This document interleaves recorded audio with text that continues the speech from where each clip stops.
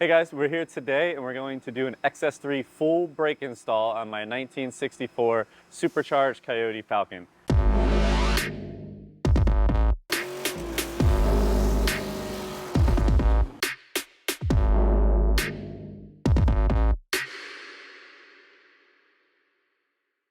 Now, I've owned this car for about 5 years now, and sadly it's just been sitting for the last few years because I've been concentrating on the race car. But it's a really fun street rod. It makes about 700 horsepower. It's got a 6R80 transmission, Gen 2, built Coyote, fast forward race engines. And currently it doesn't have enough brakes for the 700 horsepower. And luckily TBM has now just released the XS3 street brakes, and I'm really looking forward to get these on the car and get the car stopping better, because obviously it accelerates good with 700 horsepower on a 64 Falcon. Now we're going to do a front and rear brake install on this car. The car has a Heights front end kit, which utilizes a Mustang 2 style front end. The Mustang 2 style front end spindle mount is used in various hot rods throughout the years, and actually in the Mustang 2 chassis. We have a brake kit that goes on there. It's a full hub assembly that will go on the front. And one thing that I'm really excited about is switching to a TBM hub style brake kit. Just like our race brakes, you have an option for a Rife speed sensor setup. So this reluctor wheel will attach directly onto the hub, and then the Hall effect sensor will set into the recess on the brake bracket, and you now have a factory level race grade wheel speed sensor on your Mustang 2 front end. Now you can use this sensor if you have an aftermarket ECU. It can be wired right into there for speedo or for wheel speed, traction control, whatever you want to use it on. If you have like a Dakota digital box on an old street rod, this sensor will work with that. So it's a simple wheel speed solution to get a speedometer or whatever you'd like to use it for on your setup. The rear brake kit on this car it has an 8/8 rear end with late Ford 9-inch housing ends. So we have a 9-inch housing end adapter that will go right onto this. No cutting, no anything. All of this is direct bolt-on. One thing to consider when doing any manual brake install is your master cylinder sizing and pedal ratio. This car has a custom master cylinder setup because of the big Coyote engine. Like the stock location stuff didn't work. So currently we have about a 5.5 to 1 pedal ratio using a 15/16 master cylinder on this car. If you go on our website, we have a full spec sheet and a guide process for proper master cylinder sizing depending on which brake kit you have, and bias control.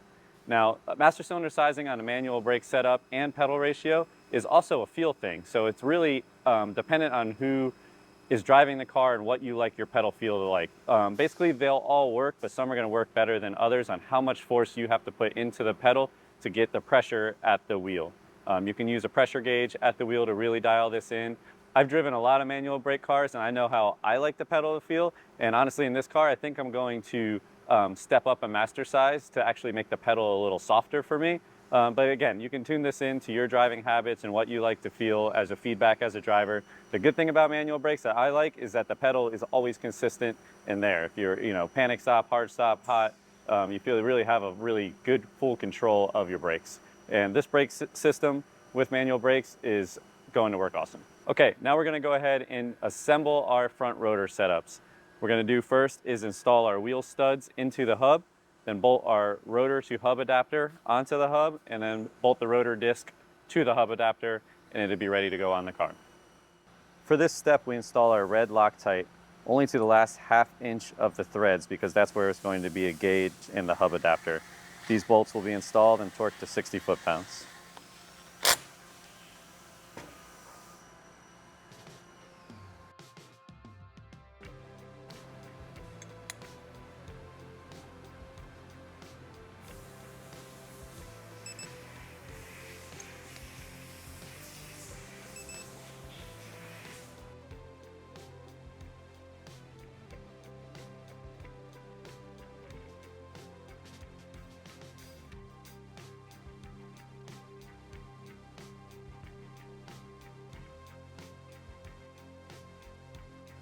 So now that we have the wheel studs in and torqued, we're going to go ahead and put on the rotor adapter to the hub.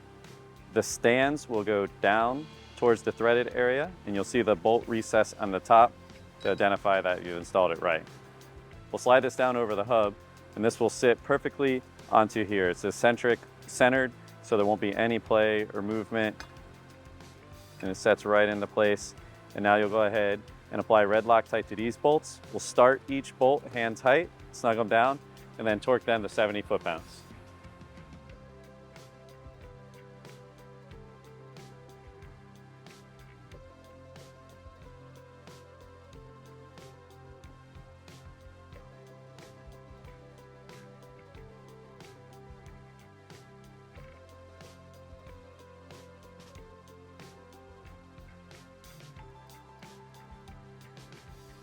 Okay, so now that we have our hub assembled, we're gonna go ahead and bolt the discs to the hub.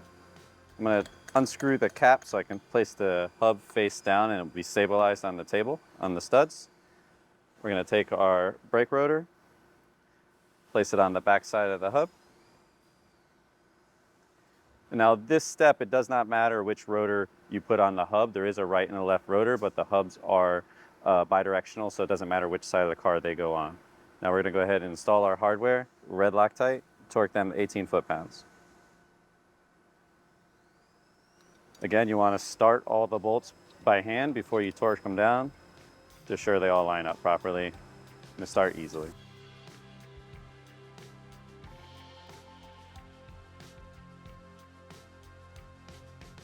Okay, now that our hub and rotor are completely assembled, I'm gonna go ahead and install the wheel speed sensor pickup tone ring onto the hub. Now this can go onto either the left hub or the right hub. They're both drilled for that. And it really doesn't matter which side of the car this goes on. It's just basically gonna be your preference on how the car is wired or set up. A lot of drag cars will put it on the right front because most chassis have a little twist in the left front. Sometimes it isn't touching the ground and the right stays in contact. Again, whichever way you have your car wired, it could go on the right or the left. I'm gonna go ahead and install it on this ring. You can see that the holes are countersunk for the bolt, so we wanna make sure that goes up. There's some very small hardware supplied with it. I'm gonna give a dab of Loctite on each one of those so this guy stays put and get her tightened up.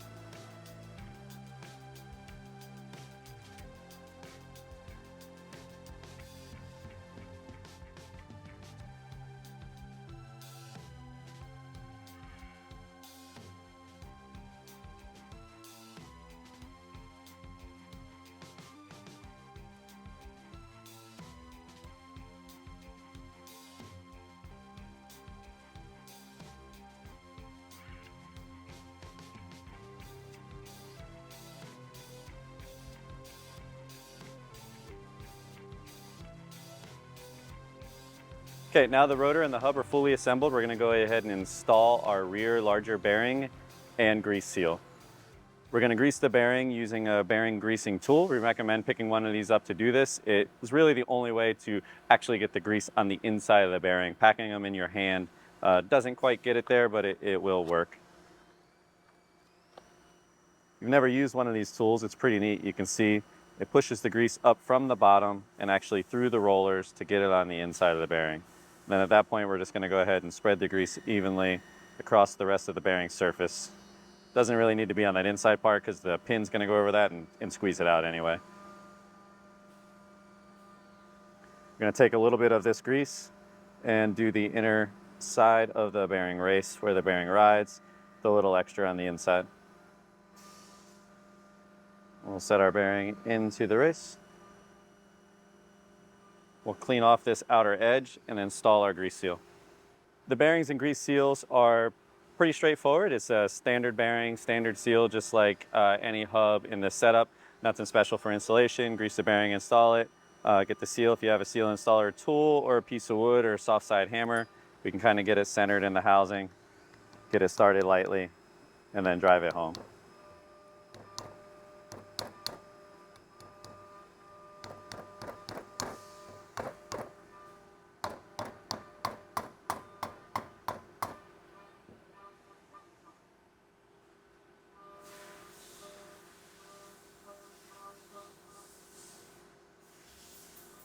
She's ready to go. Okay, so now we're going to assemble our rear rotor to hat setup. Again, this is for the big Ford late model bearing ends on our housing. As you can see, the rotor hat has two different steps here that you can install it on. This is to make up variances in wheel offset that sometimes we run into on different bearing manufacturers. The common 2.5-inch offset is going to use the highest pad. We're going to install our rotor onto that pad.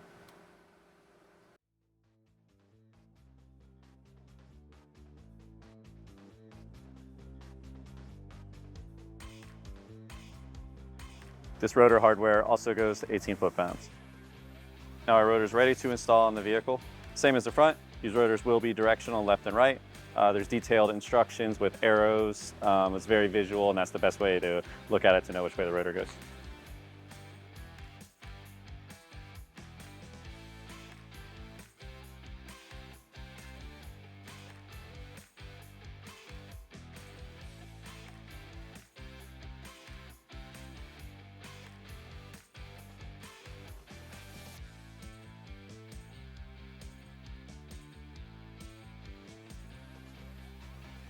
Okay, now that we have our old brakes removed, we're going to go ahead and install our caliper mounting bracket onto the spindle using the supplied hardware with thread Loctite and torquing it to the recommended specifications in the work instructions.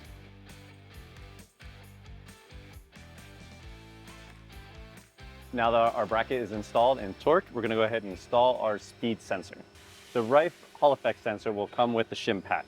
The shims may or may not be required depending on the spacing from the sensor face to the reluctor wheel of the rotor. So what we're going to do now is install the sensor into the bracket hole, and we're going to install our brake rotor and take a look on the inside and get a measurement between the sensor face where it's going to read to the reluctor wheel and get that set to the specification for the sensor. So now we're going to install our brake rotor and hub assembly onto the car. Make sure you clean the spindle pin so there's no dirt or old grease on there.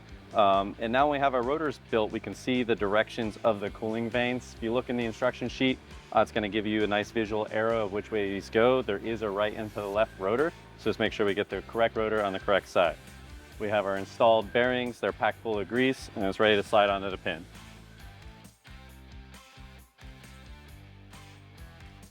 Now that the rotor is installed and seated fully, I'm going to go ahead and check the clearance on the back side for the speed sensor to the reluctor ring. Make sure that's in our spec, and we can continue to put our cotter pin in, cap, and install our brake caliper.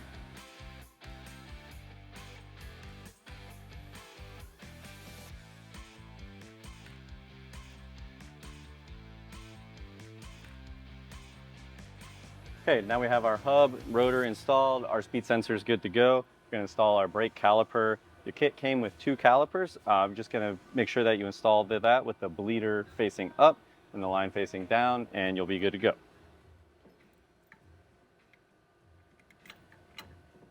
At this point, we're only going to snug our brake caliper. We're going to install our pads and check our spacing between the rotor discs. What we want is an evenly spaced brake caliper and brake pads to the discs. So when we install our pads, we're going to visually look in from the inside and measure the distance between the rotor and the pad face and see if the caliper needs to be adjusted some. The brake kit came with 10 thou and 30 thou shims to put between the caliper and the caliper bracket to adjust for this clearance. I installed my brake pads with no shims behind the caliper. As you can see, the inboard pad is touching the rotor face and the outboard pad is about 50 thousandths away from the rotor. What I'm going to do now is remove the caliper, install the 30 thousandth shim that came with the kit, and recheck this spacing.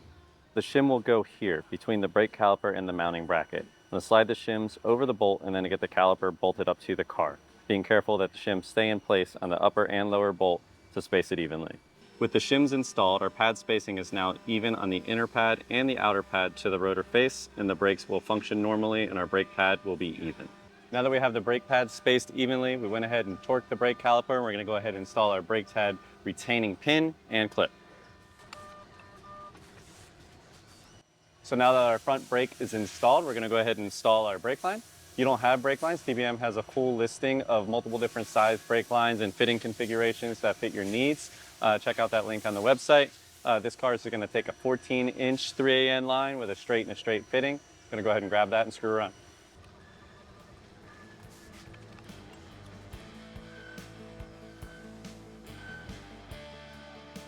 All right, front brake install is complete, and we're going to move on to the rear.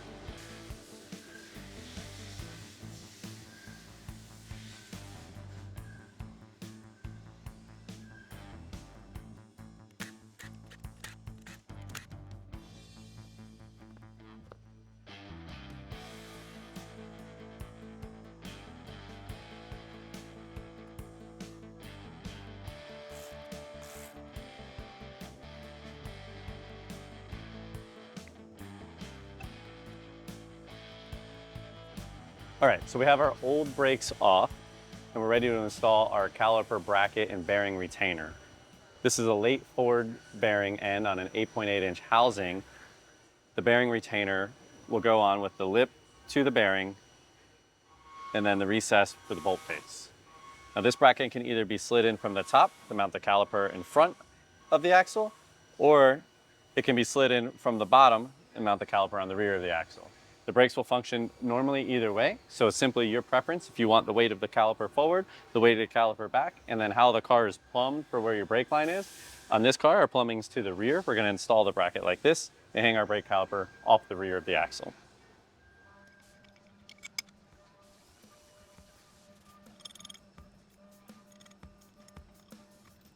Our bearing retainer brake caliper bracket is installed. I'm gonna go ahead and clean the surface roughs off the flange of the brake axle and go ahead and slide on our rotor.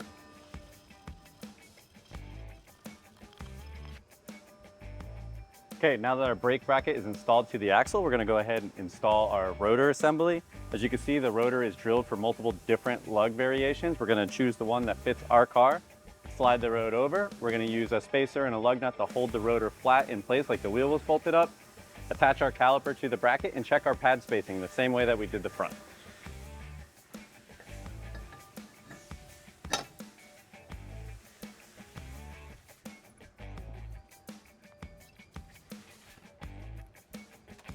We're gonna go ahead and install our brake caliper, same as the front, leader screw always up.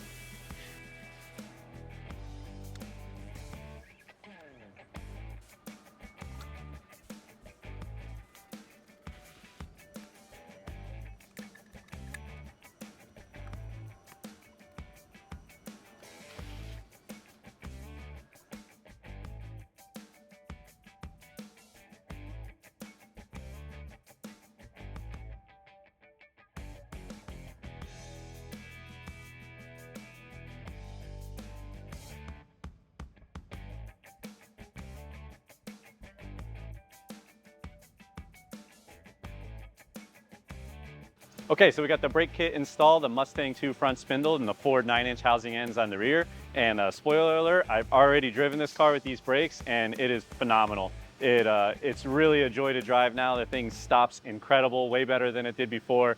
And I'm excited to drive the car more because I didn't drive it that much before. So, and maybe that was part of it, is I didn't like the brakes. And now, you know, when you really like the aspects of your car and enjoy driving them, you're gonna just get a better experience overall. So I'm really happy with this upgrade and I recommend it to anyone in the market for brakes. So we've done a decent variety of install videos on car makes and models, and if there's one specific that you guys want to see, just let us know in the comments and we'll try to get that one up next.